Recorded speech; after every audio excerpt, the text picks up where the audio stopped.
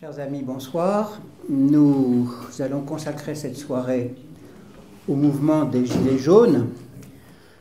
C'est une nécessité parce que l'actualité est ainsi, c'est une difficulté aussi parce qu'il est extrêmement difficile d'examiner, d'analyser un mouvement qui est apparu soudain, il y a 3 mois, qui a des caractéristiques de spontanéité auxquelles on n'est pas habitué quand on analyse la vie politique française, puisque en général les mouvements politiques viennent de loin, sont des organisations avec des personnalités, des idéologies ou au moins des thèmes de propagande.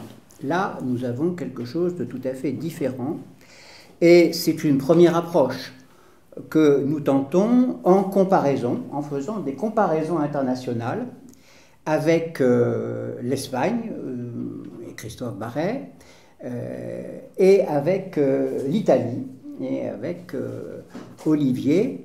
Nous allons comparer les naissances de mouvements qu'il est difficile de qualifier, mais en tout cas des mouvements qui récusent une certaine forme de société. Et c'est intéressant parce que justement, les mouvements en Italie et en Espagne, qui sont nés de très peu de choses ou de rien, ont provoqué beaucoup de transformations dans la vie politique de l'Espagne et un changement de pouvoir en Italie. Alors, ça ne veut pas dire que la même chose se passera pour nous, mais il est intéressant d'analyser ce phénomène aussi précisément que possible. Je le répète, c'est une première analyse. Nous recevrons le 9 janvier Jérôme Sainte-Marie, qui s'exprime très régulièrement dans les colonnes du Figaro, et qui nous fera une présentation beaucoup plus fondée, beaucoup plus scientifique, avec déjà un premier recul. Et puis ensuite, Marcel Gauchet, que nous recevions la semaine dernière, m'a dit qu'il serait assez favorable à une réflexion d'ensemble quand nous aurons vraiment beaucoup plus de recul au printemps ou au début de l'été peut-être. Voilà, donc toutes ces précautions oratoires étant exprimées, je vais lancer la discussion en présentant quelques idées que d'ailleurs tout le monde connaît à peu près. Je vais les mettre en forme afin de susciter simplement la discussion.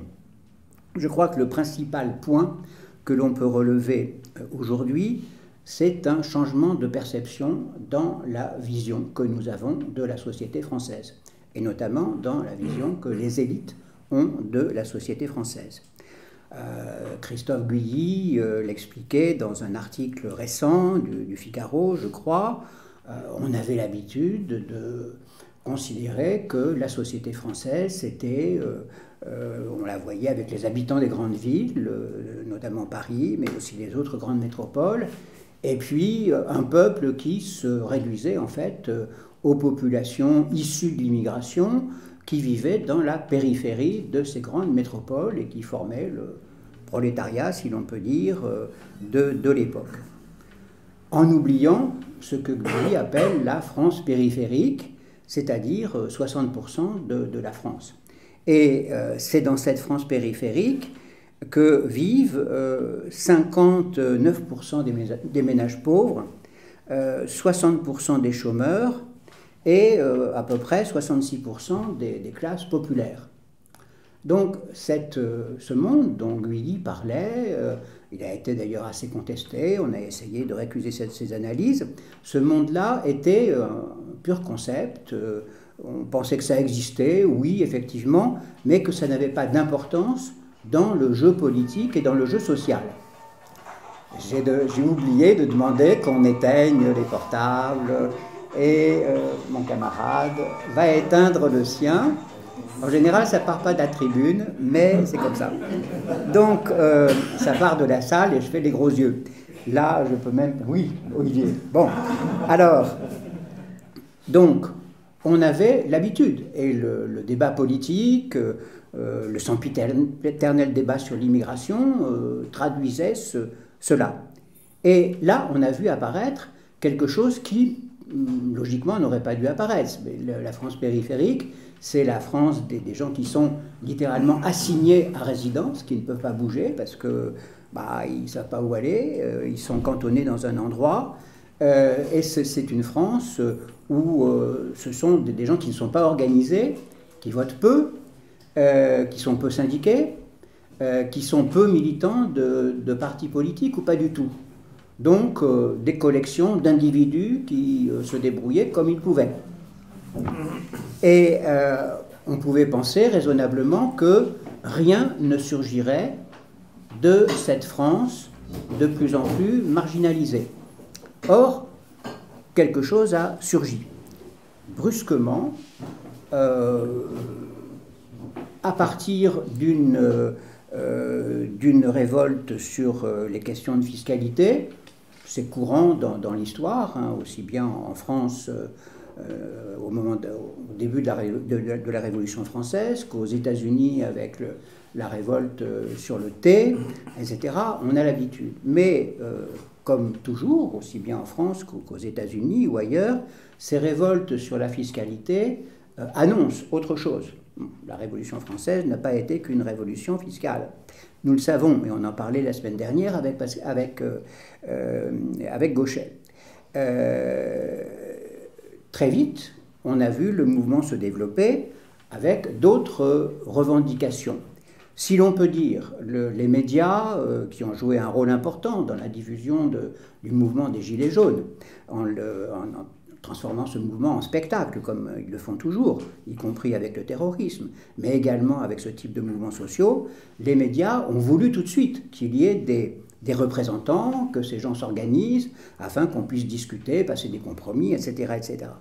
Or, on a un mouvement qui est purement un mouvement d'expression d'une colère, d'une souffrance, et avec des revendications qui sont très vastes, qui peuvent agréger d'ailleurs tout le monde, hein, beaucoup de catégories. C'est un mouvement qui n'est pas homogène socialement. Il y a des employés, il y a des petits patrons par exemple, il y a des commerçants qui soutiennent les mouvements dans les petites villes, et tout le monde n'a pas exactement les mêmes intérêts. Mais il y a l'expression d'une colère, il y a l'expression d'une souffrance. Il faudra qu'ensuite cela se traduise peut-être politiquement, mais en tout cas, ce n'est pas l'enjeu aujourd'hui. L'enjeu, c'est de se faire entendre, avec un pouvoir qui dit « on vous a entendu » et qui, en fait, réagit toujours avec beaucoup de retard.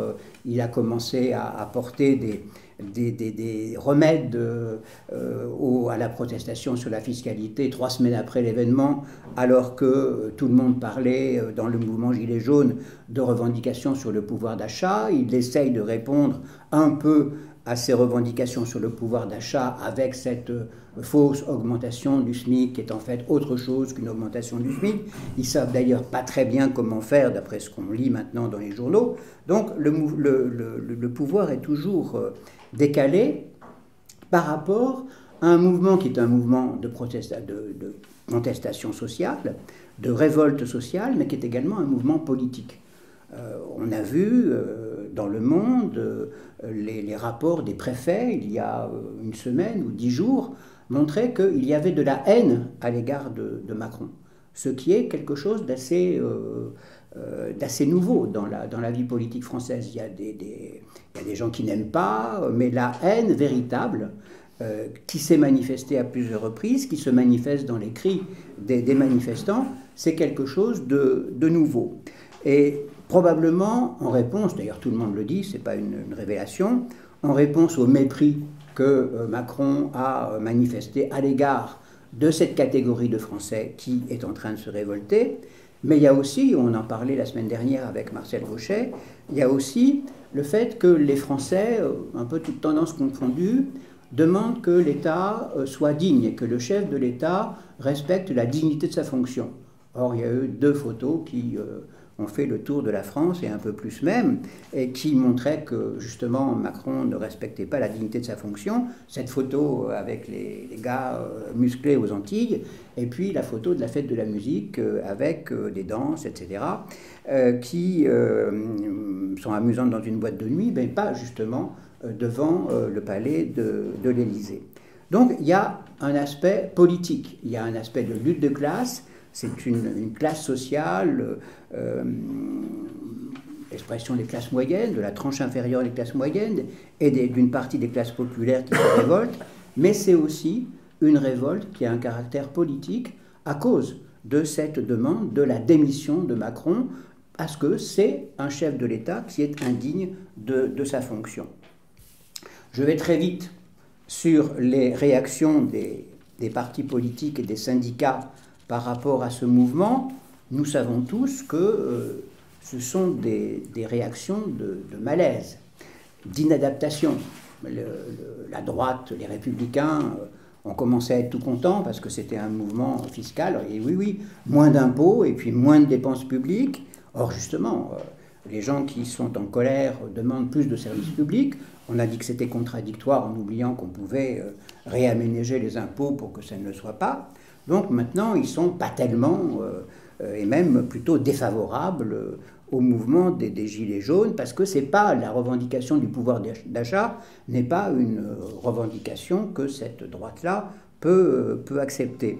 Je ne parle pas de la République en marche, qui sont quelque peu dépassés par les événements, c'est le moins qu'on puisse dire, mais l'ex-Front National, Rassemblement National, c'est la même chose. C'est un parti qui a fait pendant 35 ans de la propagande xénophobe, donc est entré dans ce jeu métropole, bourgeoisie des métropoles, et puis population immigrée, etc., créer cette ligne d'affrontement, et tout d'un coup, eh bien, on a un mouvement qui est effectivement un mouvement social, et pas du tout sur des thèmes ethnicisants, etc., qui se manifeste, qui se développe. Au moment où, justement, enfin, quelques temps après, un an après, que le Front National ait abandonné sa ligne anti-européiste, sa critique de l'euro, tout cela a été marqué par le départ de Florian Philippot, donc il n'est plus du tout en phase avec l'événement, et d'autant moins que Marine Le Pen a dit au début du mouvement, à la télévision, qu'elle était hostile à une augmentation du SMIC. Donc les choses sont claires. C'est classiquement un mouvement de droite qui porte les revendications du petit patronat, mais qui n'est pas du tout en face avec le mouvement. Même chose pour Mélenchon, qui logiquement aurait dû être l'homme, le recours des Gilets jaunes. Malheureusement, depuis un certain nombre de mois, on voit que Mélenchon a abandonné les thématiques anti-européistes. C'était déjà compliqué de comprendre plan A, plan B, etc. Mais ils ont passé ça complètement sous silence depuis pas mal de mois en tentant une stratégie géniale, rétrospectivement, qui est de reconstituer une union de la gauche en se rapprochant de personnalités aussi considérables que Marie-Noëlle Lienemann et Emmanuel Morel. Ce rapprochement avec la frange de gauche, entre guillemets, du PS, naturellement, n'est pas du tout en accord avec la situation historique, d'autant plus que Mélenchon a vu le départ de Charlotte Girard, qui devait tirer la liste de la France insoumise, et qui était la plus brillante de ces juristes, pas d'accord avec elle, mais sur la 6e République, mais c'est quand même une personne tout à fait brillante, et l'exclusion de Georges Kuzmanovic, qui représentait la fraction patriotique de la France insoumise. Donc il a perdu deux de ses meilleurs éléments, il se retrouve avec les bureaucrates habituels de la France insoumise, et malgré ses appels, ses déclarations, il est très décalé lui aussi par rapport aux événements. Donc l'ensemble des grands partis est décalé, les syndicats aussi. La CGT a commencé par y voir une révolte d'extrême droite. Elle cherche maintenant plus ou moins à récupérer le mouvement, sans qu'on sache très bien qui fait quoi, parce que la CGT est un organisme, un syndicat largement éclaté. Vous avez sur les réseaux sociaux un groupe qui s'appelle Luttes Invisibles, et qui est une tendance un peu gauchiste de la CGT. D'autres tendances ne bougent pas. Ce qui est intéressant, c'est que on a des mouvements aussi qui essayent de se brancher, mais hors syndicat, sur les Gilets jaunes. Il y a un mouvement des avocats dont on parle peu, mais il y a des grèves, des manifestations. Il y a le mouvement des lycéens qui a pris une certaine ampleur sans que ça soit vraiment décisif. Mais donc nous avons une société qui est en ébullition, mais qui est beaucoup plus en ébullition dans les petites villes que dans les grandes villes. Il y a même dans les luttes, dans les manifestations, c'est vrai qu'ils viennent à Paris, hein, mais la contribution de la région parisienne aux manifestations des Gilets jaunes, le samedi, ça a été essentiellement les groupes ultra de casseurs dans l'après-midi et les groupes de pillards la nuit. Bon. Alors que les Gilets jaunes en général venaient de province et pour manifester en se dirigeant significativement vers l'Élysée. Il y a eu des émeutes à Bordeaux et dans quelques autres villes, mais ça bouge beaucoup moins que dans les petites villes. On en parle peu, mais j'ai eu des échos de ce qui s'est passé il y a 10 jours à Saint-Avold, où il y a manifestement, enfin, à ma connaissance, pas de casseurs, sans doute pas de milieu de voyous, et où une compagnie CRS a pris des pierres amenées par caddie entier par la population. Elle a pris des pierres pendant toute une après-midi et la compagnie a tiré 400 grenades. Donc la lutte, effectivement, se déroule et est plus violente et plus significative dans les petites villes de la France périphérique que dans les grandes métropoles qui restent finalement assez peu mobilisées quant à leur population. C'est un point sur lequel il faut réfléchir. Voilà ce que je voulais vous dire sur le sujet. Naturellement, on pourra reparler des réactions du gouvernement, d'Emmanuel Macron, et naturellement des possibilités pour le gouvernement de sortir de la crise. C'est difficile dans la mesure où il est coincé entre un mouvement revendicatif, entre guillemets, qu'il ne contrôle pas, et les exigences de l'Union européenne qui se font pressantes ces temps derniers. Voilà donc ce que je voulais vous dire pour cadrer la discussion.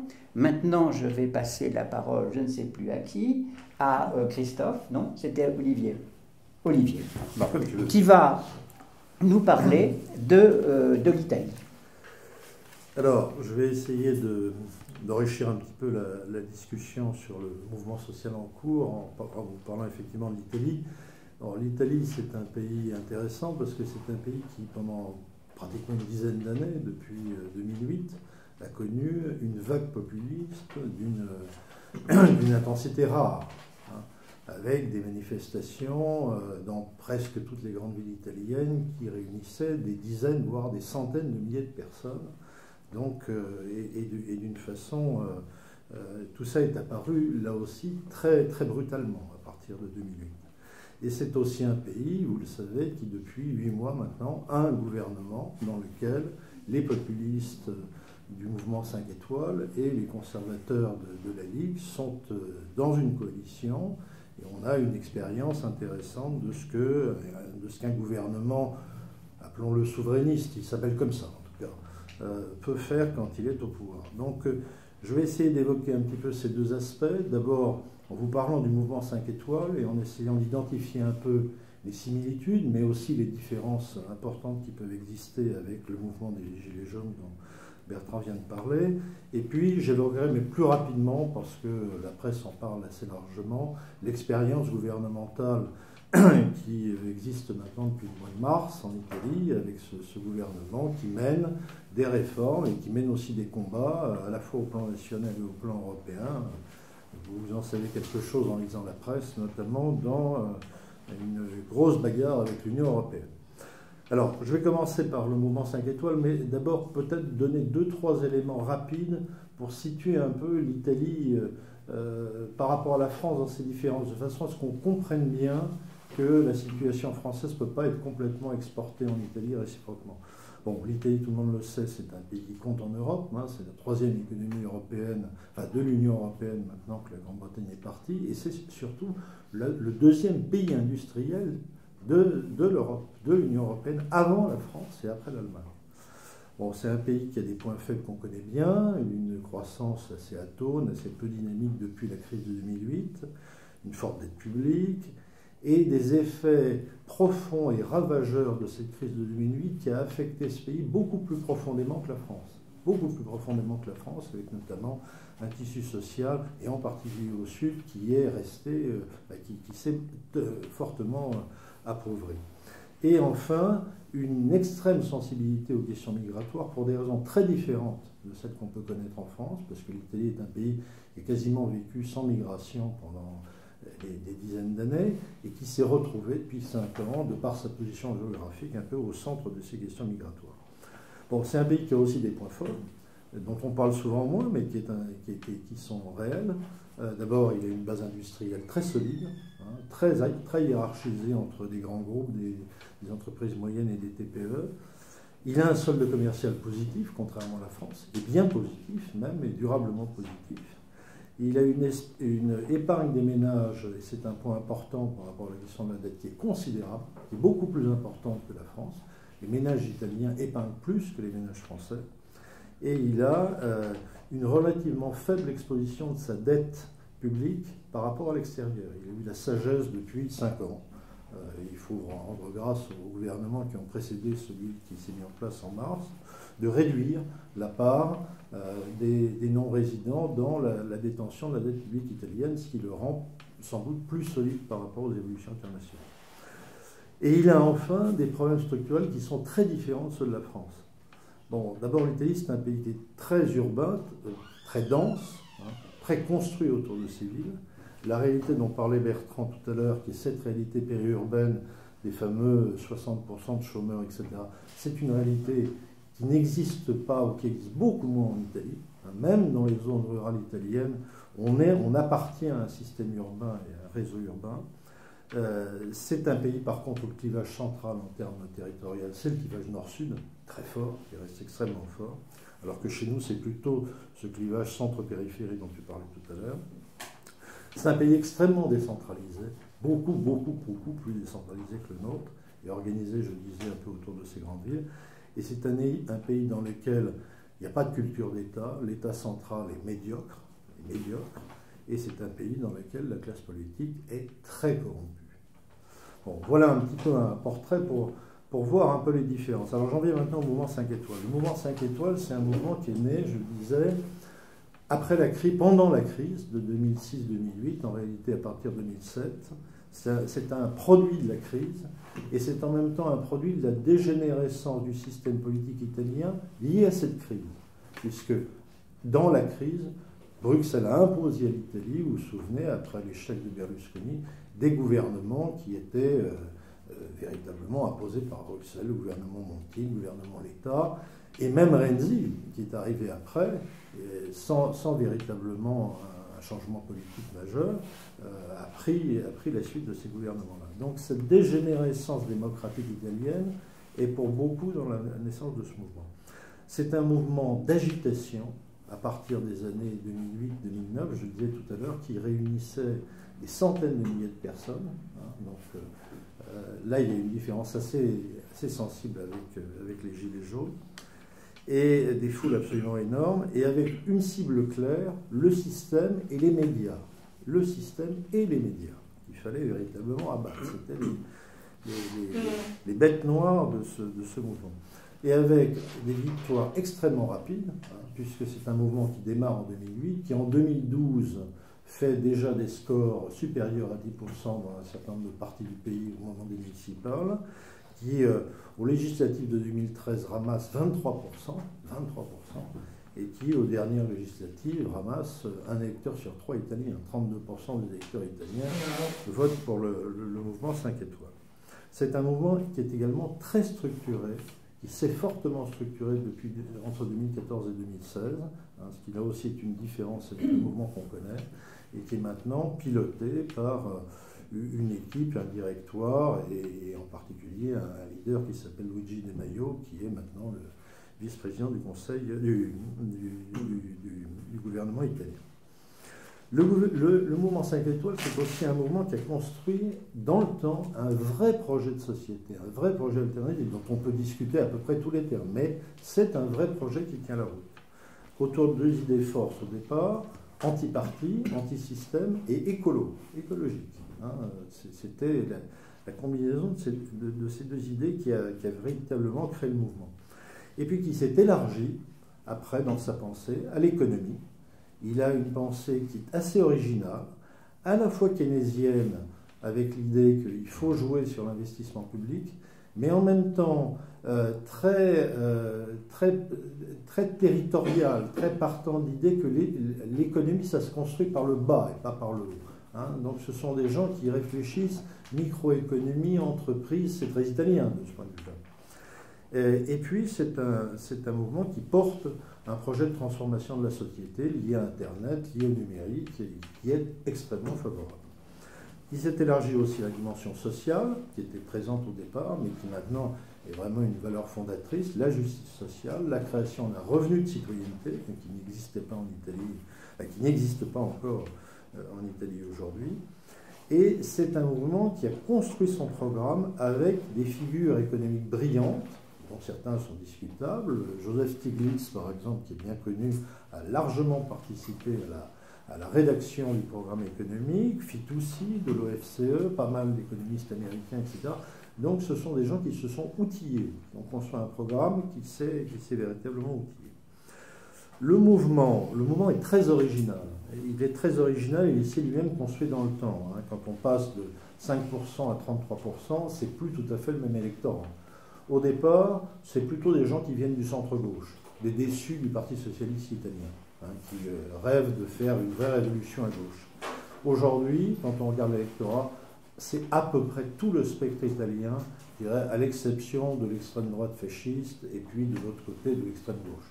Mais les gens qui constituent l'électorat aujourd'hui viennent d'à peu près toutes les familles du spectre italien, avec deux couches d'électeurs. On a beaucoup glosé autour de cette fameuse carte qui est sortie après les élections italiennes. On disait, mais l'Italie est en train de redécouvrir la division entre le nord qui est plutôt Maison de Savoie et le sud qui est plutôt Bourbon. Vous vous souvenez de cette fameuse carte qui a été... Mais en réalité, c'est un peu un effet d'optique, parce que le mouvement 5 étoiles, il est présent sur tout le territoire, au travers de ce que je pourrais appeler une classe moyenne éduquée, formée, active, assez large. Et se rajoute à ça un phénomène très fort au sud, qui est la classe populaire, qui l'a rejoint, parce que ce mouvement porte aujourd'hui les revendications de solidarité et d'aide à la partie la plus en difficulté du territoire. Les thématiques que porte ce mouvement au sein du gouvernement sont très affinées à partir du programme qu'il a construit. Ce sont des vrais marqueurs. Quand on lit la presse italienne, on voit tout de suite qu'est-ce que porte le mouvement 5 étoiles.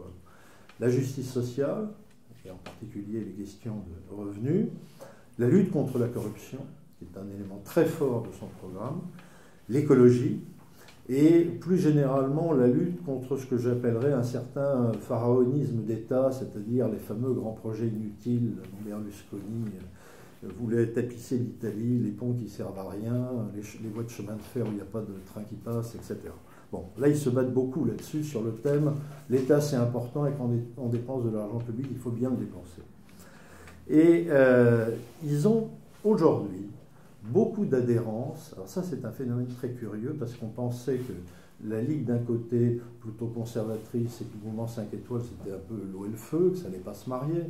Mais en réalité, quand on regarde les enquêtes d'opinion, les enquêtes faites par les sociologues, il y a maintenant une assez forte adhérence entre les deux électorats, qui partagent les mêmes idées sur l'immigration, qui partagent les mêmes idées sur la critique de l'Europe, c'était déjà un peu le cas d'ailleurs avant, et qui partagent les mêmes idées sur cette idée que l'économie se construit par le bas. Alors la Ligue le portait très fort, c'était un mouvement de petits patrons, etc. Les 5 étoiles aussi, mais pour d'autres raisons. Mais ça, ils partagent. Ils ont cette conviction-là assez forte que que l'économie ne se construit pas par le haut, mais par le bas. Tous les sondages montrent ça. C'est très intéressant de regarder ça. Alors, maintenant, un petit mot sur les similitudes et puis les différences avec les Gilets jaunes. Alors, les similitudes, on les voit assez bien. Bon, révolte anti-système, c'est clair. Rejet des appareils politiques et des appareils syndicaux. Le mouvement 5 étoiles est un mouvement qui est très fâché avec toutes les organisations syndicales en Italie. Exigence de démocratie et de citoyenneté, qui est très nette dans le mouvement des Gilets jaunes et qui est au cœur même du mouvement 5 étoiles. Mais aussi, on voit des différences très importantes. Le mouvement 5 étoiles, il est né, comme je le disais tout à l'heure, d'une démarche politique. C'est un mouvement qui s'est construit sur une critique politique du système. C'est un mouvement qui a voulu construire un mouvement politique, qui a voulu exercer le pouvoir. Et c'est avec un programme, avec une doctrine, etc. Deuxième différence majeure, c'est un mouvement urbain, au sens où l'Italie est presque entièrement urbaine, et c'est un mouvement très interclassiste. C'est-à-dire que beaucoup plus que les Gilets jaunes, ils réunissent des gens qui vont, je dirais, des strates supérieures jusqu'aux strates inférieures de la classe moyenne ou des classes populaires. Et c'est un mouvement en mouvement, c'est-à-dire que c'est un mouvement qui porte la modernisation d'un pays. Ce n'est pas un mouvement qui est en réponse, en défense par rapport à un système de caste sociale. C'est un mouvement qui essaye d'imaginer un autre projet. Et on voit bien la différence. Les Gilets jaunes, comme disait Bertrand, c'est un mouvement social au départ. Ce n'est pas un mouvement politique, c'est un mouvement social. C'est un mouvement qui a été porté par des logiques de lutte de classe. Le mouvement 5 étoiles, ce n'est pas un mouvement qui a été porté par des logiques de lutte de classe. Beaucoup moins en tout cas. Et on voit bien que malgré les sondages qui montrent qu'une grande partie de la population française soutient le mouvement, 60, 70, 80% selon les moments des sondages, eh bien, ça reste sur le terrain, le mouvement des Gilets jaunes, un mouvement de la classe moyenne paupérisée. Donc là, on voit vraiment des différences. Alors, conclusion de tout ça, il est sans doute beaucoup trop tôt pour pouvoir dire est-ce que les Gilets jaunes vont se transformer demain en quelque chose qui va ressembler au mouvement 5 étoiles. Sans doute, ce sera très différent. Mais je pense qu'il y a deux questions qu'il faut se poser dans cette appréciation. La première, c'est de savoir si les Gilets jaunes sont capables de porter de la même façon que l'a porté le mouvement 5 étoiles un projet politique d'ensemble. Ce qui est intéressant, c'est qu'on commence à voir des éléments de ce projet dans les cahiers de revendication. On ne parle plus que de pouvoir d'achat, de justice sociale, on parle aussi d'institutions, de démocratie, et puis on commence à parler d'Europe. Bon. Mais tout ça est encore très confus, très pas articulé, on n'est pas encore au niveau du programme. Et est-ce qu'ils sont capables, comme l'a fait le mouvement 5 étoiles, de fédérer beaucoup plus largement que cette classe moyenne paupérisée dont je parlais tout à l'heure, c'est-à-dire en gros les gens qui sont autour de 2 000 € par mois, pour constituer quelque chose qui a un véritable bloc, au sens italien du terme, au sens gramscien du terme, tel que le mouvement 5 étoiles a pu le construire. Et ça, l'épreuve du feu de ce que va être l'acte 5 et peut-être l'acte 6 demain du mouvement vont le montrer. Est-ce qu'on reste dans une agitation sporadique et territoriale avec des choses qui se passent à Paris, ou est-ce que ça commence à prendre une ampleur où des masses entières, pacifiques d'ailleurs, parce que c'est un mouvement pacifique, le mouvement 5 étoiles, des masses entières pacifiques commencent à se réunir et puis à vouloir faire autre chose. Bon, je suis peut-être un peu trop long là. Pas du tout, Olivier. Est-ce que tu me laisses 5 minutes pour parler de l'expérience politique? 2 minutes? 2 minutes, allez, 2 minutes. Alors l'autre versant, c'est qu'est-ce qui se passe en Italie au plan du gouvernement et quelles leçons là encore on peut en tirer parce que c'est un laboratoire assez formidable que l'Italie aujourd'hui.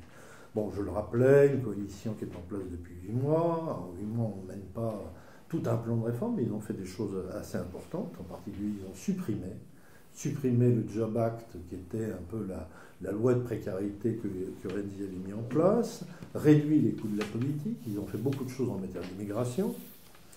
Bon, ils se sont aussi trouvés, ces deux mouvements, il y a eu un vrai apprentissage, une vraie culture de gouvernement qui est en train de se mettre en place. Alors ça ne ressemble pas à la France, en Italie, on se chamaille, on s'engueule, au Parlement...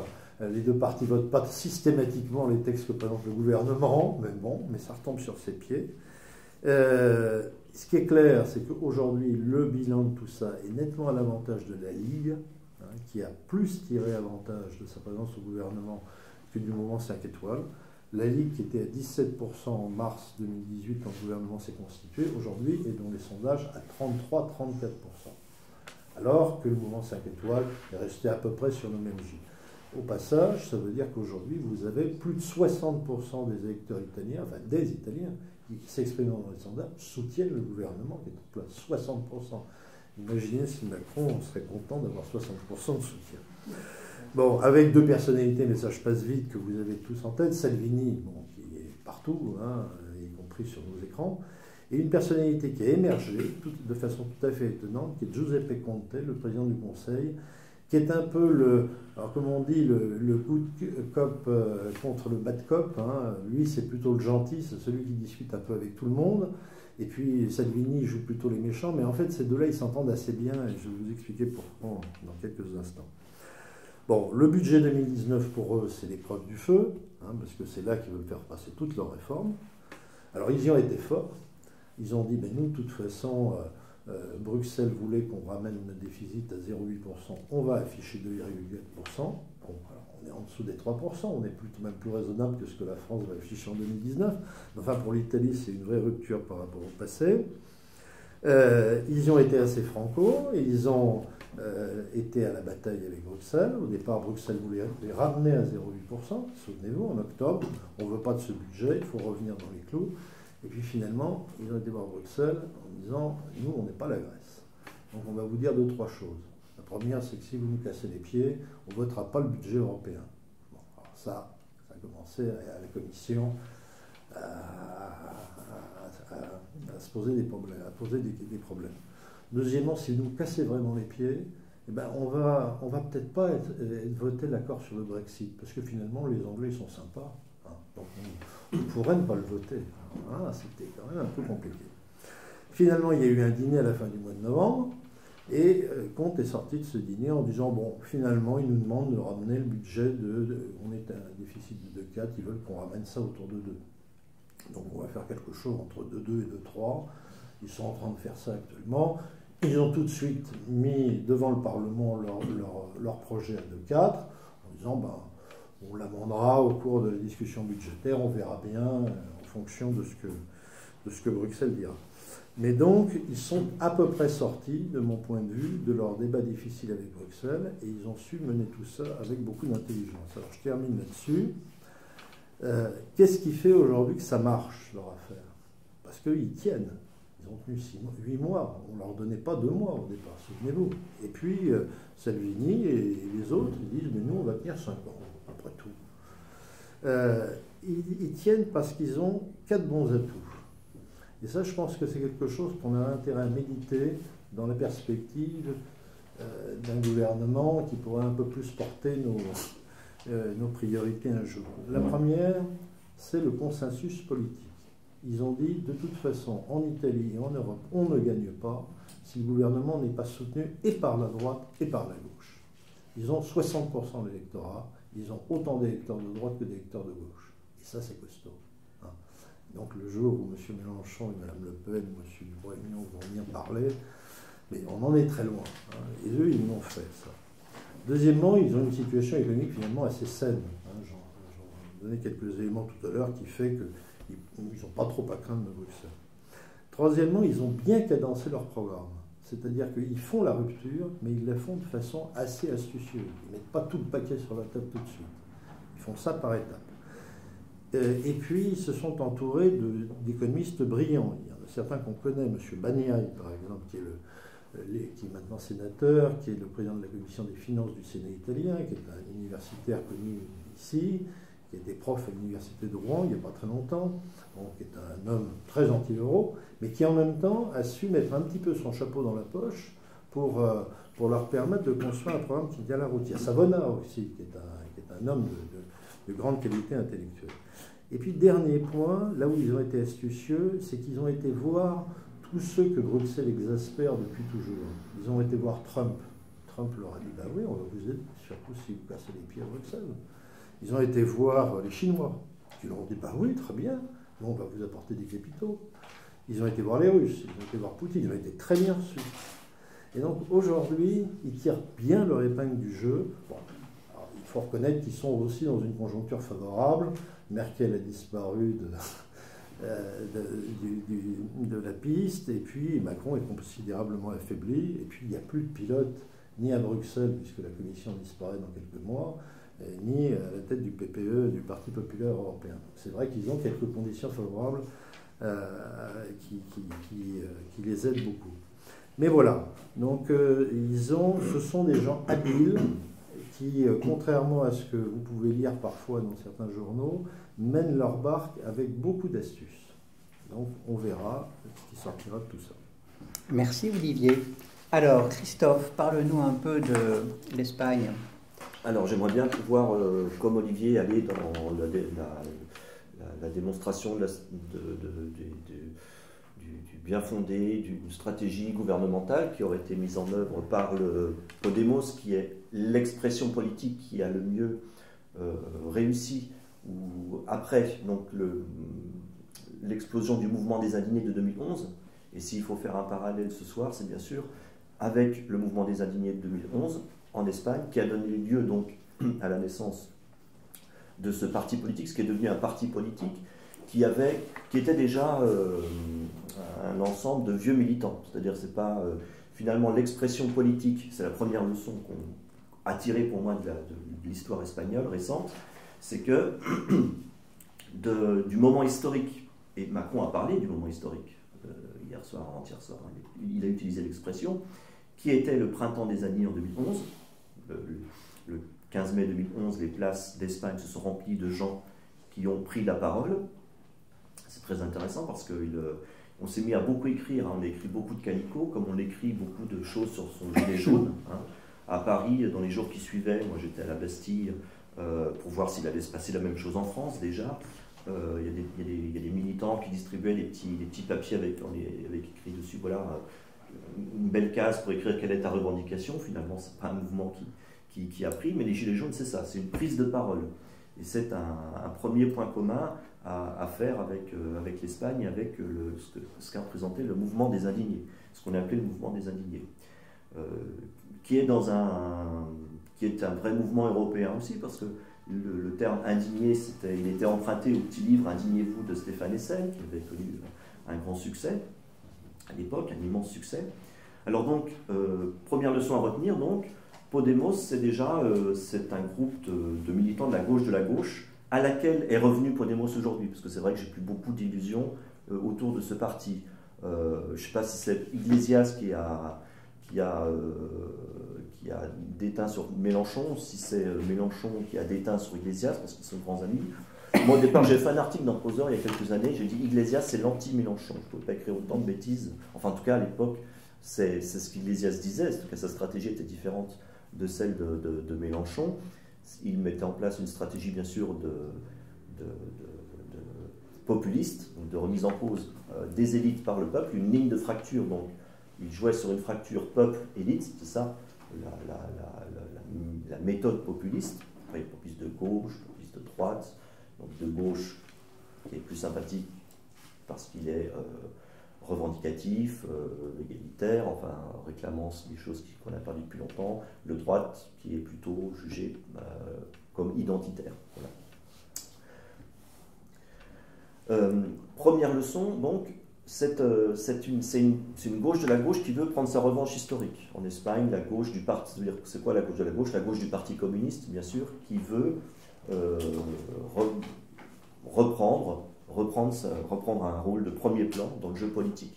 Et donc ce qu'a réussi Podemos et Pablo Iglesias, cette expression politique du printemps des indignés, qui a parlé en fait dans un premier temps en disant on n'est pas de gauche, on n'est pas de droite, enfin on est de gauche, mais c'est pas pour nous, c'est pas ce qui prime.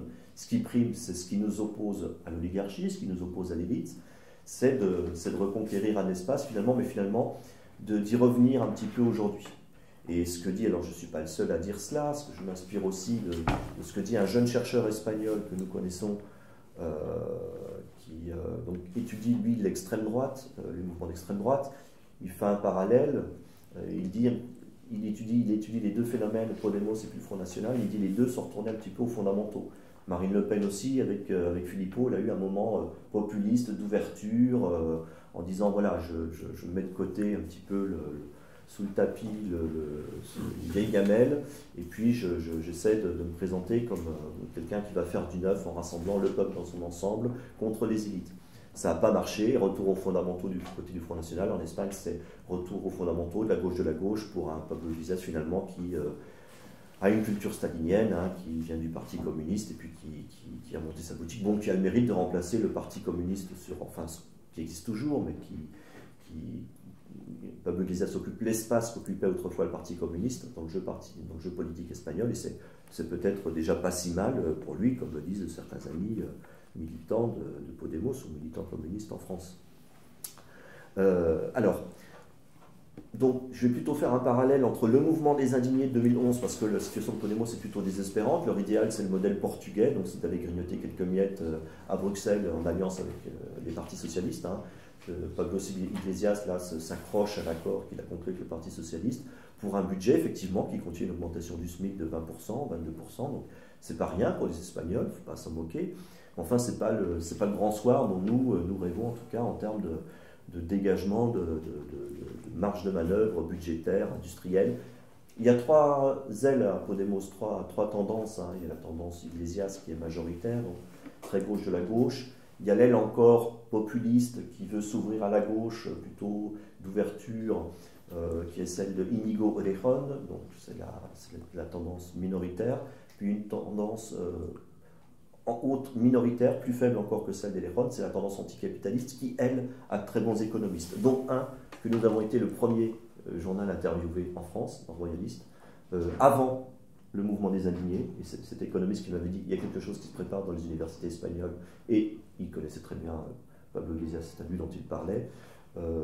Donc c'est une tendance anticapitaliste qui, elle, réfléchit, remet en cause l'euro, qu'on remet aussi en cause le Parti communiste espagnol. Le Parti communiste espagnol, il existe toujours.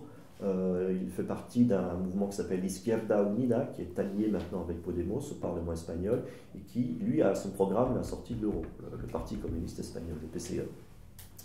Alors, pour revenir à mes indignés, donc, c'est vrai que moi, ce qui me marque et qui me dit vraiment, j'ai bien fait de faire ce bouquin quand même, parce qu'il y a une histoire commune qui est des forces qui sont en train de converger quand même. C'est donc qu'il y a une prise de parole d'un peuple qui estime avoir été bafoué, dont les droits ont été bafoués, notamment les droits d'expression, son droit à l'expression démocratique. Moi, il y a un parallèle qui est à faire entre notre non à la prétendue Constitution européenne de 2005 et l'introduction dans la Constitution espagnole un peu, à la surprise générale en Espagne, ce que je raconte dans le livre, de la règle des 3%. Du jour au lendemain, la Constitution espagnole, vous savez, elle est née au lendemain d'un long épisode de transition, de rapport de force entre une dictature qui a accepté de se faire harakiri et des forces démocratiques qui prenaient le devant. Donc on explique aux Espagnols que la Constitution c'est quelque chose de très difficile à changer, que voilà, on pouvait pas beaucoup y toucher. Et puis finalement, dans une nuit, en plein été, le Parti socialiste et le Parti populaire se sont mis d'accord pour introduire la règle d'or, la règle des 3% de déficit dans la Constitution espagnole. Et là, ça a été un premier choc pour les Espagnols qui se sont dit, mais alors, on appelle ça de la démocratie, puis finalement, ça n'en est pas, parce qu'on, comme chez nous, gauche et droite, finalement, finissent par faire la même politique. Donc ça, c'est le premier point commun. Le deuxième, premier, prise de parole. Deuxième point commun, la volonté de compenser un déficit démocratique.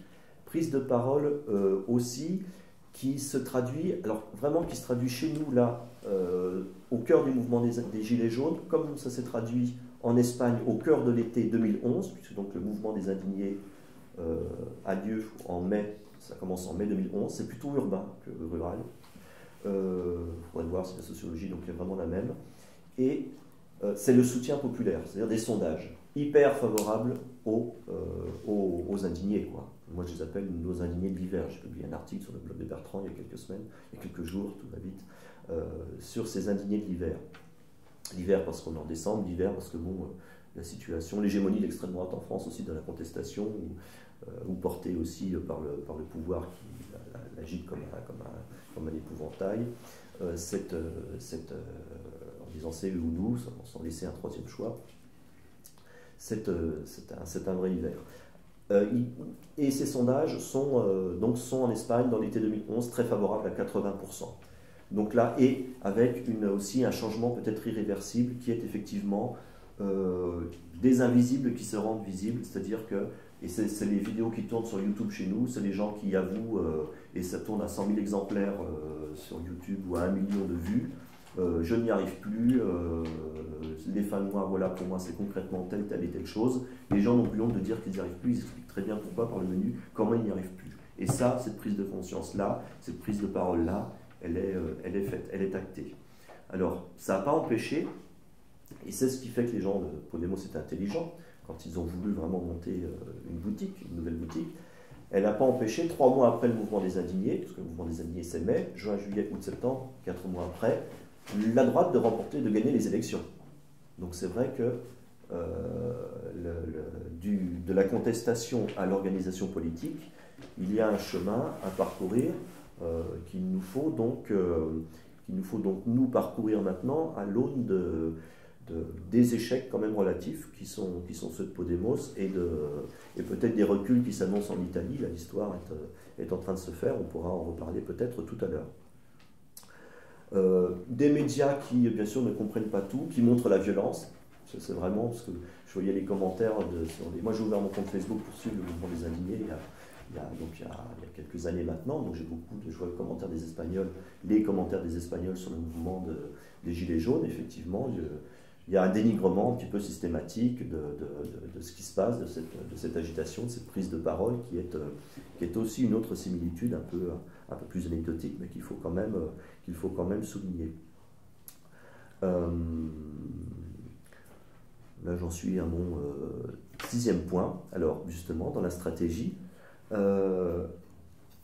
y a quelqu'un d'intelligent à Podemos, enfin, qui est en marge de Podemos qui est Juan Carlos Monedero, qui est très à gauche, qui leur devient, mais qui a dit des choses très drôles, très intelligentes, qui est un proche d'Iglesias. Et il dit pour la première fois, avec le mouvement des indignés, à gauche, il y a des forces qui ne se parlaient plus, qui se sont mises à se parler. Ça, c'est important. C'est vrai qu'on a l'impression qu'il y a des appels qui apparaissent, il y a des manifestes qui se signent, il y a des gens, des petites formations politiques qui se retrouvent, qui convergent. De la même manière qu'on peut dire qu'il y a chez nous un parti hétérodoxe, un petit peu, comme dirait Mélenchon, vaporeux, mais là c'est parce qu'il n'existe pas encore, c'est pas parce que c'est entretenu, pour entretenir la mainmise de quelques-uns, comme à la France Insoumise, c'est quelque chose de nouveau. Et ça, c'est ce que les gens de Podemos observent aussi. Il y a des gens qui ne se parlaient plus, des forces politiques qui ne se parlaient pas, qui se mettent à se parler. Donc on est sur une voie aussi là, convergente, et c'est un autre point commun que je trouve entre ce qui accompagne, ce qui remue peut-être les forces politiques en France et ce qui les remue en Espagne il y a quelques années. Mais bien sûr, il y a des différences, je vous disais, rurales, urbain. Le mouvement des indignés, c'est un mouvement surtout dans les villes. Il y a la culture du quartier en Espagne qui fait que voilà, on sort et on discute sur la place publique plus facilement que chez nous. Donc il faudra voir si en Espagne les électeurs de Podemos, ce n'étaient pas les catégories les plus modestes, c'était des catégories déclassées, des classes moyennes, mais pas les plus modestes, comme peut-être qu'on voit chez nous prendre la parole aujourd'hui. Donc il faut peut-être... Podemos n'a pas réussi à garder bien sûr le vivier, ce qu'il avait réussi à capturer dans ce vivier d'indécis ou plutôt d'abstentionnistes qui s'étaient mis à voter pour lui. Aujourd'hui, si en Andalousie l'extrême droite vient de percer, c'est parce qu'il y a 400 000 personnes à gauche qui ne sont pas allées voter, hein, ni pour les socialistes, ni pour Podemos. Donc Podemos n'a pas mobilisé les abstentionnistes. Je pensais qu'il avait commencé à le faire et il n'a pas pu. Pablo Iglesias, il pouvait se vanter en disant « c'est moi le parti de l'ordre » dans l'été 2015, quand Podemos montait, et qu'on le donnait vraiment premier dans les forces politiques, dans les sondages, parce qu'il faisait un tabac. Mais ça n'est pas ce qui s'est produit. Et je pensais aussi également à d'autres différences. Il n'y a pas de il n'y a pas finalement, pour conclure, il n'y a pas de marge, il n'y a pas finalement de percée de Podemos. C'est un mouvement quand même qui est décevant, et voilà, c'est quand même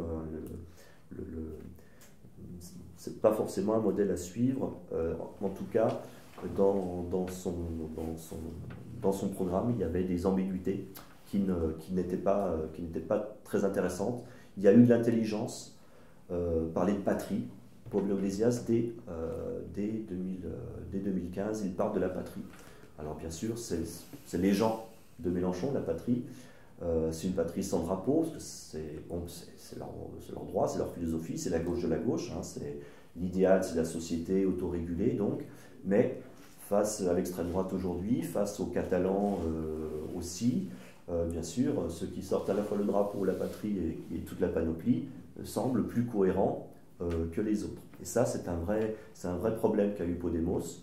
Assumer la souveraineté nationale, c'était quand même, c'est une question qu'ils se sont posées. J'ai eu des confidences maintenant qu'on m'autorise à répercuter dans les médias de la tendance électroniste, celle qui reste un petit peu la plus intelligente de Podemos, il faut le dire.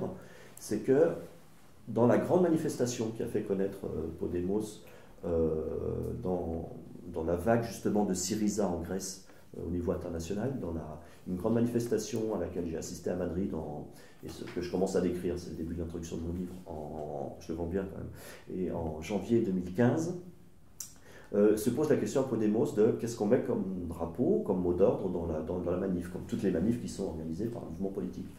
Et est décidé de finalement ne pas mettre le drapeau constitutionnel de l'Espagne constitutionnelle d'aujourd'hui, c'est-à-dire avec la couronne, bien sûr. Pablo Iglesias redevient foncièrement anti-monarchiste, bêtement, donc très vif contre finalement, il s'acharne beaucoup contre un pouvoir, contre une institution qui a peu de pouvoir, la monarchie, puis finalement il s'oppose très peu à celles qui en ont beaucoup et qui sont celles quand même qu'il dénonçait au départ, que sont les institutions européennes ou la chancellerie allemande. Ça, c'est les contradictions du personnage. Un peu pathétique, très pathétique.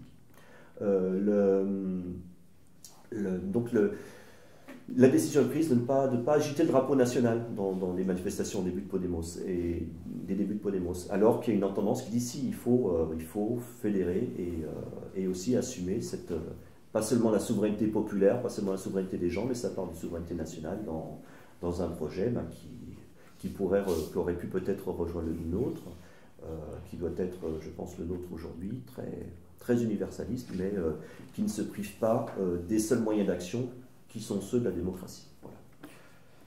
C'est ce que j'avais à dire. Très bien, Christophe. Je vais rajouter un mot avant de vous passer la parole sur la Grèce.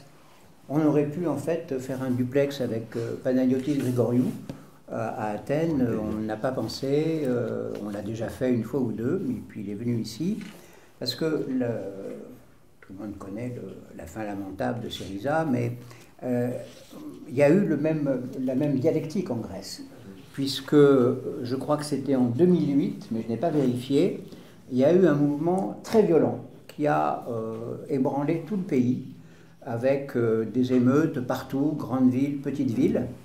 Et c'était un mouvement qui était animé par des jeunes, et on parlait, je crois, du mouvement des 500 €, c'est-à-dire des gens qui avaient 500 € pour vivre tous les mois. 1000 euristas, on dit en Espagne, ceux qui ont mis, voilà. Voilà. Donc c'était, je crois, 2008.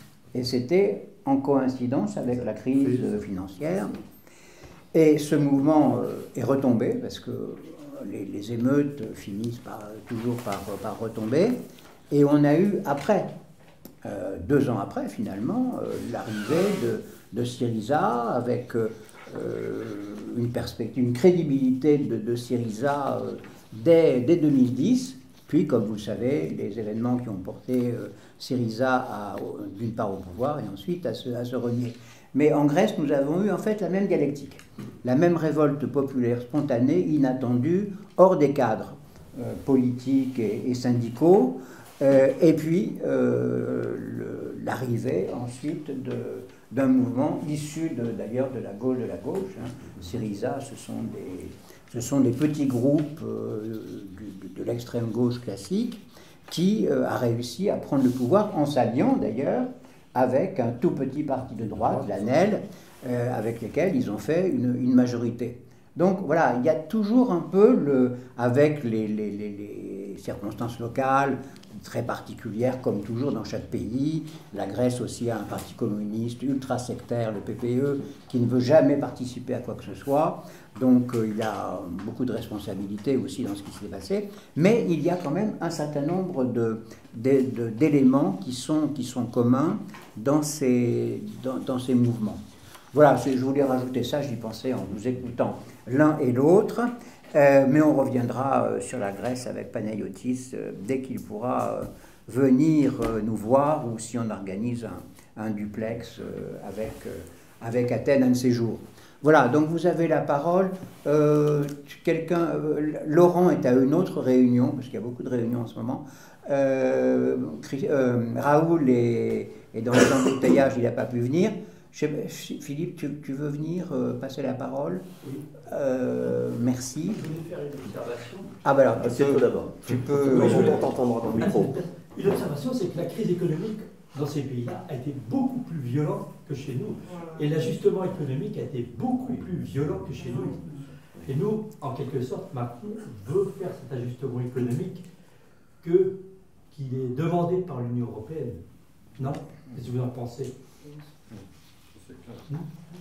En Italie, c'est tout à fait clair. Enfin, je veux dire, la crise, je disais tout à l'heure qu'elle est à l'origine des mouvements qui se sont développés, mais quand on a connu l'Italie avant la crise et qu'on la voit aujourd'hui, moi je m'y promène assez régulièrement, on voit véritablement dans les villes, dans le sud, une misère qu'on ne voyait pas il y a encore 30 ans. Il y a toujours eu de la misère en Italie, hein, toujours eu de la misère en Italie.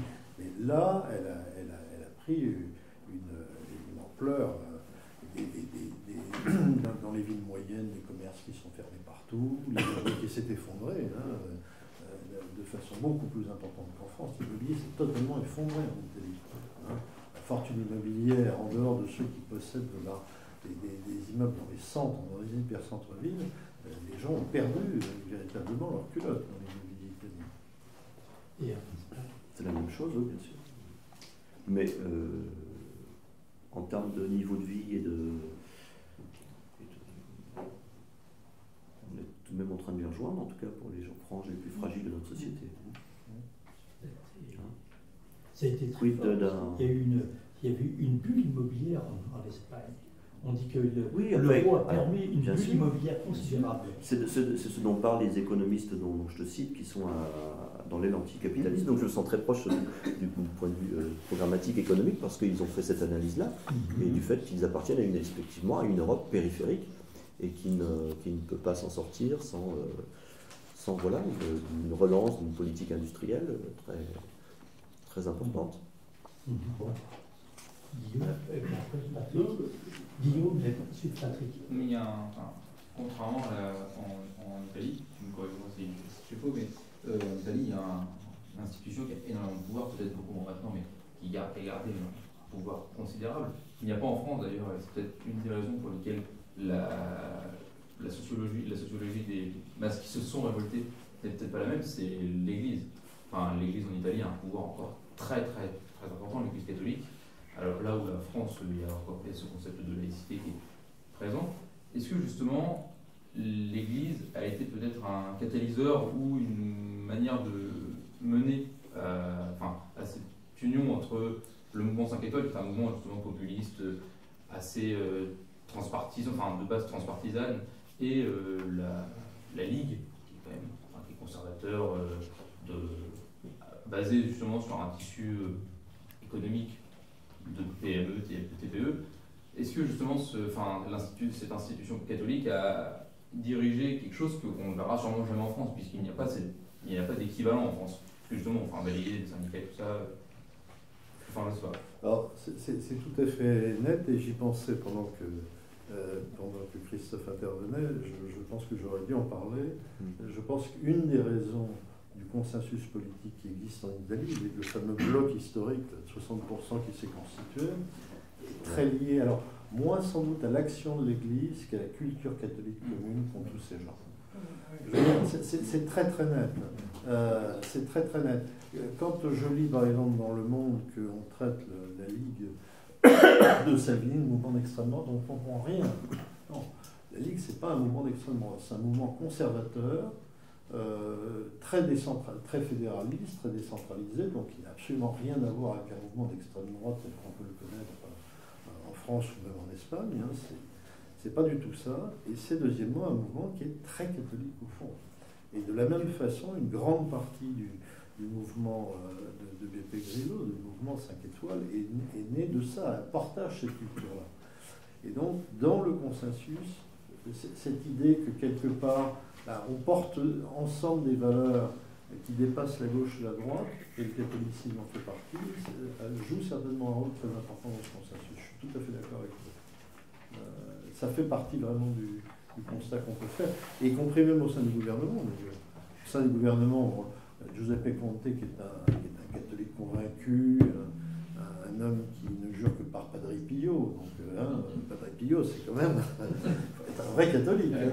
Eh bien, avec Salvini et avec Di Maio, qui ont la même culture, ça se parle bien parce que voilà, parce qu'il y a cette culture-là qui existe. Et tu as raison de souligner que c'est certainement une des difficultés qu'on peut rencontrer en France, qui empêchera sans doute durablement le rapprochement de tout ça. Et puis j'y insiste, ces gens qui se sont rapprochés, ils ne viennent pas de l'extrême gauche du Parti communiste ou du Front National. Ils viennent pour les uns du centre-gauche qui a mordu sur le centre-droit, et pour les autres de la droite qui a mordu sur le centre-droit. Hein, donc ils sont plutôt dans une position centrale, nos amis au pouvoir aujourd'hui en Italie. C'est pas du tout des extrêmes. C'est ni les fascistes ni les communistes qui leur tapent dessus à bras raccourcis. Tu veux rajouter quelque chose, Christophe? Oui. Bon, j'aurais plusieurs choses à dire. D'abord, concernant le mouvement des Gilets jaunes, on a toujours tendance à prendre ses désirs pour des réalités, et les sondages qui d'habitude sont considérés comme sans grande valeur deviennent soudain des référents auxquels on peut évidemment que souscrire. Massivement, au plus haut de la manifestation des Gilets jaunes, on a eu 500 à 600 000 personnes, ce qui est relativement peu en réalité, surtout si on compare aux autres mouvements dont on a parlé ce soir, que ce soit les indignés ou que ce soit le mouvement 5 étoiles. Donc c'est un nombre de gens peu nombreux. C'était pas tant que ça les indignés en fait non plus en Espagne. Oui, enfin quand même. Et en plus, justement c'était urbain, c'était les villes. Oui, dans les petits gens ils disaient bon, il n'y a pas grand chose. C'était complètement urbain déjà. Justement, ils étaient sur les places, les gens tournent autour en bagnole, ça n'empêchait personne de vivre, et pourtant il y a un truc qui a changé. Il y a eu des moments de la société. plutôt massifs quand même. Oui, mais pas. Quelques-unes. On vérifiera. Assez massifs. Bon, de toute façon, pas parce que de toute façon en Espagne ça a débouché sur rien. Enfin, finalement, ça débouche sur rien. Donc voilà. Cette chose-là, en effet, alors je pense que l'intervention d'Olivier a été très bonne, en effet, on voit bien qu'il n'y a aucune structuration politique des Gilets jaunes. Parce qu'on oublie toujours, c'est que pendant toutes ces émeutes, etc., il y a eu une élection en France, une élection partielle, où il y a eu très peu de mobilisation, c'est-à-dire aucun des partis, et il y avait un nombre considérable de partis qui sont présentés, n'est arrivé à attirer des électeurs à lui. Et c'est le candidat soutenu par le gouvernement et une partie de la droite qui l'a emporté très largement dans une circonscription qui avait été gagnée de justesse par Manuel Valls devant une candidate de la France Insoumise, qui cette fois a été largement distancée. Ce qui est quand même...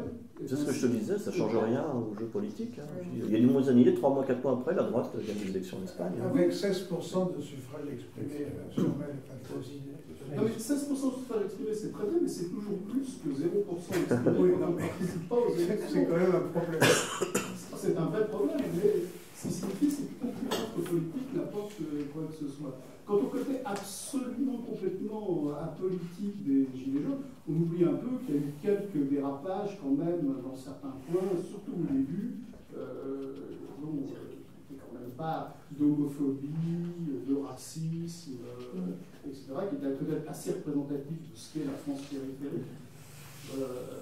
Donc on passe quand même un peu vite sur en disant oui, bon, c'est pas grave, voilà, bon, j'ai entendu j'ai eu quand même plus de propos de ce type-là que de propos franchement anti-européens, on n'a pas tellement entendu. C'est pas tellement des revendications des gilets jaunes. On n'a pas vu beaucoup de drapeaux européens non plus, quoi. Plutôt de drapeaux tricolores. Plutôt de drapeaux tricolores, ce qui est plutôt normal. Voilà. Bon, je crois qu'il y avait aussi des tentatives d'accord avec les Belges, les gilets jaunes en Belgique, des éléments un peu transnationaux qui ont pu apparaître de temps en temps, enfin, bon, peu importe. Moi, ce qui me reste quand même pour moi assez pertinent, c'est qu'il n'y avait quand même pas tant de bombes que ça. Bon, alors après, les réactions du gouvernement, habile, pas habile, tout, ça c'est un autre problème. Ça a été très mal géré, ça c'est un autre problème. Mais il y a quand même certainement. Et je ne vois pas du tout comment ça pourrait déboucher sur quelque chose comme le mouvement 5 étoiles. Parce que justement, comme tu l'as très bien dit, le 5 étoiles, c'est un mouvement politique. Et on oublie que c'est plutôt un mouvement politique avec, tu l'as cité là dans ta réponse, mais tu ne l'as pas cité pendant ton exposé majeur, avec un leader charismatique aujourd'hui, qui est un personnage quand même hors du commun, qui est Grillo. On ne voit absolument rien de tout ça chez les Gilets jaunes. Le leader, à la place du leader, oui, est théorisé dans la théorie populiste, effectivement. Et Pablo Iglesias a tout fait pour être celui-là, en passant à la télévision, en prenant des cours de théâtre, même de computer dramatique, donc c'est effectivement... Et c'est un vieux militant quand même. Professionnel de la comédie au départ. Donc, voilà. Et donc, les Gilets jaunes, on a entendu parler, dire oui, il y avait Coluche, mais Coluche il est mort, donc ça va être très difficile d'avoir comme leader un mort. Donc, voilà. Donc, moi, je ne vois pas tellement d'évolution, je ne vois pas de lien. Je pense que ce mouvement, alors évidemment, c'est difficile de faire de la prophétie, mais il va disparaître dans les jours à venir. Il ne passera pas les fêtes de fin d'année, à mon avis. Voilà, il restera peut-être quelques groupes qui auront des éléments, etc. Donc, les analyses n'ont pas encore tout à fait été faites. Je ne suis pas sûr que c'était tout à fait les mêmes gens au début qui avaient sur les ronds-points et les gens aujourd'hui qu'on retrouve encore sur les ronds-points. Il faudrait aussi analyser ça. Parce qu'au début, quand même, la révolte est quand même très strictement antifiscaliste. Et on peut rappeler les révoltes comme le Signative, on a parlé de Jade, voilà. Voilà, il y a l'élément de haine encore, du coup, ça vous pourrez faire une conférence derrière. La haine à l'égard de Macron, ça c'est une certitude, c'est tout à fait important. Enfin, c'est pas non plus tout à fait une nouveauté dans le cadre de la Seconde République. Parce que je rappelle qu'avec le De Gaulle, sans doute été extrêmement haï. Bertrand appartenait à un mouvement qui pensait que c'était assez légitime de tuer. Donc, le tuer De Gaulle était finalement un élément tout à fait envisageable et même souhaitable. Donc, pour le coup, c'était minoritaire. Je peux donner la réponse. Oui. Bon, sur le côté minoritaire, oui, mais ça, même si les chiffres du ministère de l'Intérieur sont sous-estimés, c'est pas un mouvement de masse. Je crois que nul ne le conteste. Bon. Qu'ils disparaissent peut-être, mais comme les indignés ont disparu, comme les émeutiers grecs ont disparu, comme... voilà. Reste à savoir ce que ça peut produire après. Il n'est pas impossible que ça produise effectivement une recomposition politique totale, mais des éléments de recomposition. On ne peut pas l'exclure. Avec, oui, la diversité des opinions exprimées par les Gilets jaunes. Mais enfin, il y a quand même, ça se concentre quand même sur les questions de pouvoir d'achat et et c'est un mouvement anti-Macron également. Il y a les deux aspects qui sont dominants, quels que soient les cris qu'on peut entendre ici ou là. Bon.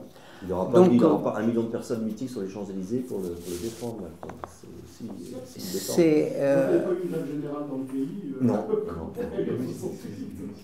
Il n'y avait pas eu de grève du tout. Non, mais moi, Alors on va aller accepter l'ordre de parole, pardon, c'est bon.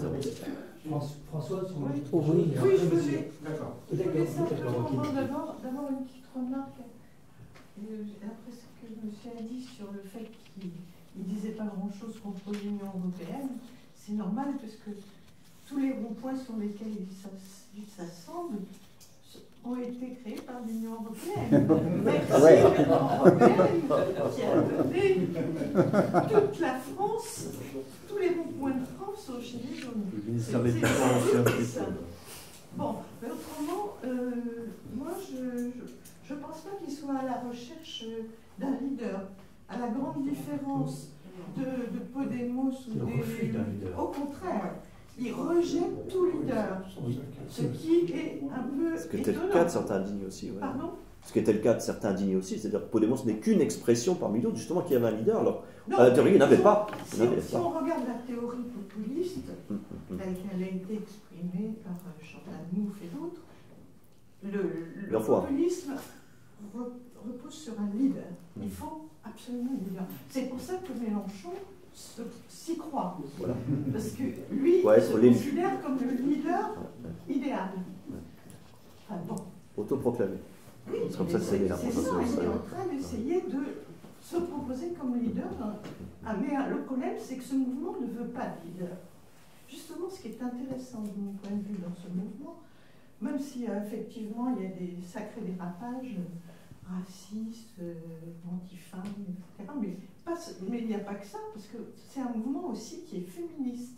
Il y a énormément de Très femmes. féministe. Regardez sur les ronds-points partout. Il n'y avait pas de femmes dans les manifs parisiennes. Très peu. En revanche, dans toute la France rurale, dans les ronds-points tout, il y a énormément de femmes et de jeunes femmes. Et ça, c'est très important. Et donc, je pense que ça peut effectivement fédérer un certain nombre de luttes. On a parlé de lutte des classes, il y a l'aspect lutte des classes, il y a l'aspect lutte féministe, et il y a un aspect qui me paraît très important, c'est un petit peu comme en Italie, quelque chose de décentralisé et qui ne veut pas être centralisé, et qui veut reconstruire à partir des possibilités de chaque territoire et des revendications de chacun. Donc, je ne suis pas sûre que ça disparaisse si vite. Non, c'est possible. Alors, et en effet, je pense que le côté féministe, femme est très très important. Voilà. Ça, c'est certain. Oui, enfin... Attendez, c'est bon. Non, Françoise a raison de dire que c'est un mouvement féministe ou féminin. Oui, tout à fait, oui, j'ai pas de commentaire particulier. Non, ce qui me paraît important, et ce qu'on peut apercevoir comme ça, c'est la prise de conscience. On pourrait même parler de prise de conscience de classe, dans la mesure où, comme le disait Christophe tout à l'heure, les gens qui ne se côtoyaient comme ça dans les petites villes, sur les routes, etc., s'aperçoivent qu'il y a les gens ont les mêmes problèmes, ou ont des problèmes encore pires que ce qu'ils pouvaient supposer. Et ça, il est possible qu'ils restent ensemble, du moins certains d'entre eux. C'est ce que je disais tout à l'heure. Il y a aussi des conflits internes à ces groupes, des conflits entre les petits patrons et les employés, il y a des conflits également, mais certains groupes peuvent rester ensemble pour tenter de faire quelque chose, sans doute au niveau local, puisque le rejet de l'ensemble de la classe politique est une constante. Et il y a une méfiance à l'égard de toute représentation, puisqu'il y a eu des épisodes, des gens qui prétendaient parler au nom des Gilets jaunes, qui ont été récusés, etc. Donc là, il y a une méfiance complète. Ce qui fait que personne ne récupérera. Oui, c'est spontané, horizontal, oui, et féminin, et très féminin, oui. Et voilà, et puis disons des slogans qui se coagulent et qui viennent de choses très différentes. Et il n'y en a pas beaucoup contre l'Union européenne. En revanche, il y a des slogans anticapitalistes pour les services publics, des choses comme ça.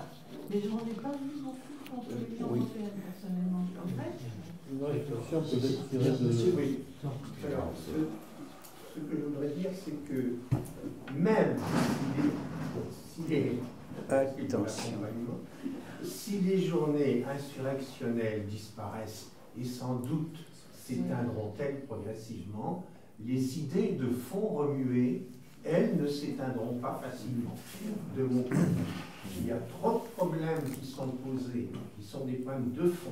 C'est vraiment l'iceberg qui n'est pas encore totalement émergé. Ce sont des idées par rapport au social, aux relations sociales, la relation avec la démocratie, la relation avec la fonction présidentielle et la fondation à toute l'économie financiarisée.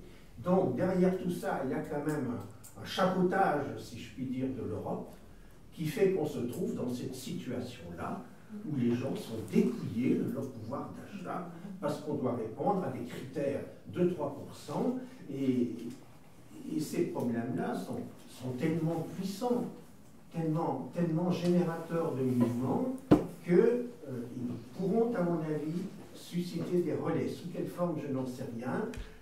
Sous une formation politique, elle sera totalement inédite, elle sort des partis. Voilà, c'est tout ce que je voulais dire. Jacques Sapir a parlé d'un mouvement objectivement anti-euro. C'est-à-dire que ce n'est pas exprimé explicitement, mais dans leurs revendications, c'est une expression de la politique. Mais moi, je dirais un mot. Il faut quand même revenir sur le rôle des médias, qui est bien intéressant à observer. Enfin, je parle des chaînes d'information en continu, bien sûr, puisque c'est là que ça se passe, qui ont été une chambre d'écho prodigieuse à ce mouvement. On a souvent dit ici, le terrorisme est construit par les terroristes et par les médias. On le voit d'ailleurs encore une fois avec les événements de Strasbourg. C'est une formidable chambre d'écho à un acte terroriste. Et le mouvement Gilets jaunes, il a été également coproduit par les Gilets jaunes et par les médias, qui jouent un rôle complexe d'ailleurs, puisque d'un côté, regardez la semaine dernière, ils ont passé en boucle tout le temps, quelles que soient les personnes interrogées, des images de bagnoles qui flambaient. Bon. Donc, tout le temps, de même qu'on passe tout le temps les mêmes images de police, d'actes terroristes, et en même temps, il s'institue en juge condamnant, d'abord cadrant les débats, parce que tous les débats, j'ai regardé l'autre soir, après Macron surtout, sur toutes les chaînes, les débats sont cadrés sur uniquement le SMIC, comment on va faire, le pouvoir d'achat, est-ce que c'est suffisant, etc. Le problème de l'Europe, de l'Union européenne, n'est jamais évoqué, très rarement. J'ai vu 2 interventions sur le sujet. Tous les experts, vrais, faux, etc., tous les grands journalistes qui sont là ne parlent jamais de ça. Bon. Sauf notre amie Natacha Polony qui a fait un joli dégagement sur le sujet, c'est tout. Mais tout se referme après pour aller uniquement sur la question des violences et la question du pouvoir d'achat. Donc il y a un cadrage qui existe et qui explique aussi qu'un certain nombre de thèmes passent ou ne passent pas. Bon. Donc voilà, miroir déformant, construction de l'événement, tout ça joue un rôle tout à fait important. Et le fait que le mouvement soit très minoritaire, c'est justement atténué par la chambre d'écho médiatique. Bon, c'est comme ça. Il faut vivre avec. Il y a peut-être un autre élément, si tu me permets, par rapport à l'exemple italien, qui, je crois, peut avoir du sens dans l'analyse des Gilets jaunes. Ce qui est très frappant dans l'affaire italienne, c'est le patriotisme sous-tendu du mouvement. C'est-à-dire qu'on soit Ligue ou qu'on soit le mouvement 5 étoiles, on ressent une certaine fierté à être dans ces mouvements qui veulent moderniser le pays. En gros, le grand problème des Italiens, c'est qu'ils ont honte de leur État, de leur classe politique. Ils sont persuadés que le pays vaut beaucoup mieux, ce qui est vrai d'ailleurs, au fond. Et quelque part aujourd'hui, ce qui fait, à mon avis, que le gouvernement souverainiste à 60%, c'est que les gens lui font confiance pour changer tout ça. Et donc, on a quand même un ressort patriotique dans cette espèce de bloc historique dont je parlais tout à l'heure, hein, c'est 60%, qui est extrêmement fort. Et ça, je pense qu'on ne l'a pas encore complètement vu. Alors, on l'a vu dans le fait qu'on a tous été frappés de voir que ce soit à Paris ou en province, il n'y a pas un drapeau rouge et pas un drapeau noir. Hein. Il n'y a que des drapeaux tricolores, ça c'est vrai. Mais on n'est pas dans le même mouvement. C'est-à-dire qu'en Italie, il y a 60% des gens qui ont envie que leur pays change, qui ont envie de foutre en l'air une classe politique corrompue, un État qui ne fonctionne pas, etc., pour se remettre aux normes et faire que ce pays devienne quelque chose. Les Gilets jaunes, pour le moment, c'est l'expression des pauvres. Pas des très pauvres, d'ailleurs, mais des pauvres actifs, c'est-à-dire de ceux qui ont le sentiment de faire tourner le pays et qui tendent la main aux autres classes. Et quelque part, le sondage dont tu parlais tout à l'heure, moi, je pense qu'il y a un côté un peu renvoi d'ascenseur, mais renvoi d'ascenseur à minima. C'est-à-dire que les 70 ou 80%, ils disent « oui, c'est plutôt sympa », mais ils ne vont pas dans la rue. Ils ne vont pas dans la rue. Et alors qu'en Italie, on va dans la rue. Et qu'en Espagne, au départ, on allait dans la rue. Didier qui avait demandé la parole avant. Oui. Oui, Didier, vas-y. Oui, je vous ai écouté avec attention. Je voudrais apporter simplement un témoignage venu de la Haute-Loire. Oui, on a parlé à un moment donné de cette préfecture hein, qui a plombé, et puis la venue du président de la République, hein, subrepticement, un soir.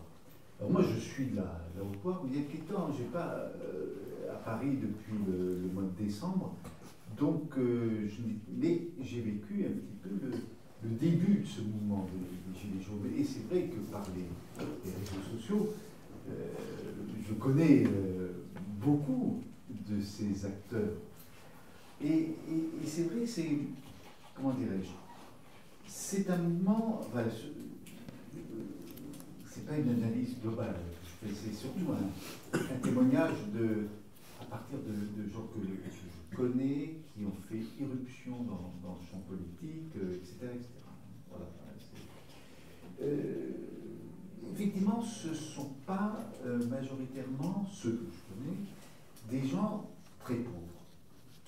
Ce sont des gens qui sont modestes, mais qui ne sont pas nécessairement... vous savez, en Loire, on est toujours enraciné quelque part. C'est-à-dire qu'on a fait construire sa maison sur un terrain qui appartient au grand-père, qui appartient au père, etc., etc. Autrement dit, il y a une espèce d'enracinement social, d'enracinement géographique dans la terre où on a vécu. Hein. Et donc on vit petitement. Oui, petitement, parce que les salaires dans l'industrie ou dans le commerce, parce que l'industrie de la plasturgie a vécu des mutations en allant vers Saint-Étienne très, très difficiles. Et les emplois du commerce, et aussi quelques jeunes agriculteurs hein, qui sont dans ce mouvement, qui se sont exprimés, et parmi les plus violents. Alors, ce qu'on peut dire, c'est, enfin, ce que j'en ressens, moi, c'est que c'est la prise de parole de ceux qui n'avaient jamais parlé. Qui n'avaient jamais parlé. En Haute-Loire, politiquement, c'était très simple. Il y avait une présence des notables de la démocratie chrétienne, autour de Jacques Barrot, etc. La gauche était cantonnée dans les villes. Il ne faut pas au Puy, etc. En dehors, c'est très, très vaporeux. Le syndicalisme est très très particulier en Haute-Loire. Le syndicalisme, il y a un syndicalisme des fonctionnaires, CGT. La CFDT représentait l'industrie privée. Mais ils sont passés avec armes et bagages à la CGT au moment de l'affaire Nota, etc., etc. D'ailleurs, ce syndicalisme, il vient des milieux chrétiens progressistes. Hein, c'est un renseignement. Alors, mais c'est pas ceux-là qui ont fait les ronds-points. C'est pas ceux-là. Ce sont justement des gens qui ont fait irruption dans le champ politique. Et ils se sont retrouvés là, parce que ça dure, hein, les ronds-points en tour, hein, ils sont durs. Et puis c'est pas un rond-point, hein, c'est 6, 7, 8 hein, dans le département. Ils se sont retrouvés là, ils se sont retrouvés bien. Il y a la chaleur, il fait froid on voit, hein, 1000 mètres d'altitude. Et on brûle des palais, on parle ensemble, on se retrouve ensemble. Et d'ailleurs, alors il y a eu la présence à un moment donné éphémère de Laurent Wauquiez, qui est la personne qui se veut tutélaire. Le successeur de Barrault. Ça marche. Non, c'est pas le successeur. Barrault l'a fait venir, mais Barrault l'a renié. C'est quelqu'un qui est en rupture complète.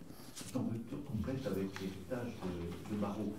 Et c'est quelqu'un qui vit avec la main dans le qui tutoie, qui vit avec la main dans le dos, etc. Et les gens, ça commence à agacer. Ils ont quand même voté pour lui. Oui, ils ont voté pour lui parce que. Pourquoi ils ont voté pour lui? C'est extrêmement simple. Parce qu'on a besoin d'un tuteur. On a besoin d'un tuteur. Et c'est lui qui apporte. Et justement, on en revient au débat. C'est cette espèce de prise de parole là qui est intéressante parce que justement on secoue un petit peu une question. Très vite, parce qu'il faut qu'on s'arrête Jean-Marie, dans très peu de temps. Tu veux être bref, il y a à peine 5 minutes. Très bref, Jean-Marie. Je vais être très bref. Il y a deux phénomènes qui sont un peu différents, mais qui peuvent avoir des points communs. Le premier phénomène, et qu'il faudra suivre, c'est ce qui se passe en Belgique. Les gilets jaunes belges, c'est pas inintéressant. Et il faut voir quand même. Eux, ils sont allés au Parlement européen. Oui. Direct. Oui. Exact. Il faudra là aussi voir dans quelle mesure ça touche à la fois Wallonie et Flandre. J'ai l'impression que la Wallonie est plus touche la Flandre. Wallonie et Bruxelles. Deuxième élément aussi lié à Bruxelles, où il va y avoir bientôt des élections. Il faudra regarder de très près ce que va faire le Parti des travailleurs belges, qui est une sorte de Podemos belge avec des différences énormes. C'est aussi son vieux politicien d'extrême gauche. Jusqu'à 2-3 ans, le meilleur score, c'était 0,84% à une élection européenne. Ils sont présents au Parlement belge, et il y a eu des sondages il y a quelques temps qui ont donné 15 à 16%. Et il y a une volonté de taper dans la fourmilière. Ça, c'est la première remarque. Deuxième, il y a un autre pays aussi qui est en train, peut-être, sous des formes très particulières, d'avoir une forme de populisme et qui cherche de nouveau créer une politique, c'est les États-Unis. Tu as parlé des États-Unis, pratiquement à la même époque, tu as occupé Exact. qui lui aussi d'ailleurs n'a pas débouché concrètement sur quelque chose. Et deuxième élément qui était important aussi, de part et d'autre, de l'Union de même Trump et la réaction anti-Trump. Il y a des phénomènes de manifestation plus considérables, il y a des gens qui prennent la parole. Les campagnes des primaires ont été de ce point de vue-là très importantes. La campagne de Sanders a été importante pour ça. Les gens venaient parler, ils retrouvaient les problèmes. On ne peut pas acheter des médicaments pour se soigner. Notre pays est en train de s'effondrer. On nous abandonne, on ne voit jamais de candidats. Où sont les politiciens, que sont-ils, etc. Les élections de mi-terme ont été de ce point de vue-là intéressantes. Certes, on l'a dit à juste titre, le Parti républicain ne s'est pas effondré. Mais il y a la montée à la fois d'une nouvelle génération dans la classe politique, et avec bien sûr ce côté très particulier des Américains, qui est la représentation des minorités, mais le mot minorité doit être pris avec beaucoup de prudence. Par exemple, les femmes sont une minorité aux États-Unis, ce qui sur un plan numérique est déjà contestable. mais il y a quand même là quelque chose d'intéressant. Voilà, j'en veux pas plus. On va Je voulais juste dire une phrase, s'il vous plaît, parce que nous n'avons pas évoqué Nuit debout, qui était le pendant urbain quand même. Et un télo précaire comme dit Galbroustier. Oui, le pendant urbain des oui, c'est très juste. Et je voulais poser une question à l'ensemble de l'assistance. Est-ce qu'il y a parmi vous des gens qui sont allés aux manifestations à Paris? Oui. Bon,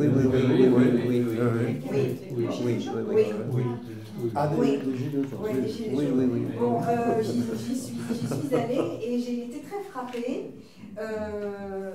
par franchement, ça c'est quelque chose qui m'a vraiment étonnée. C'est le concept de dictature.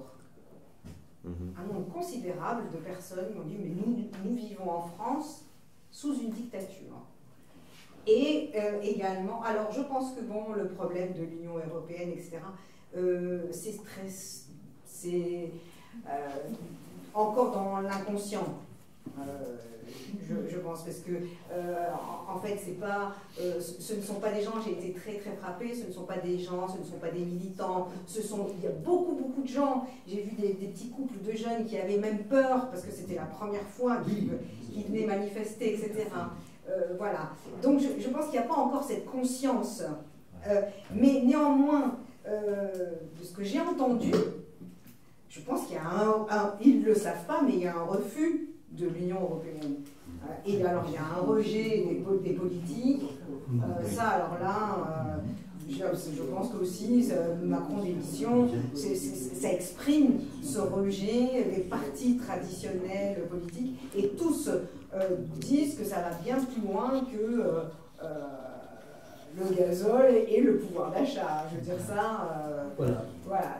C'est une très bonne conclusion. Merci beaucoup, mesdames.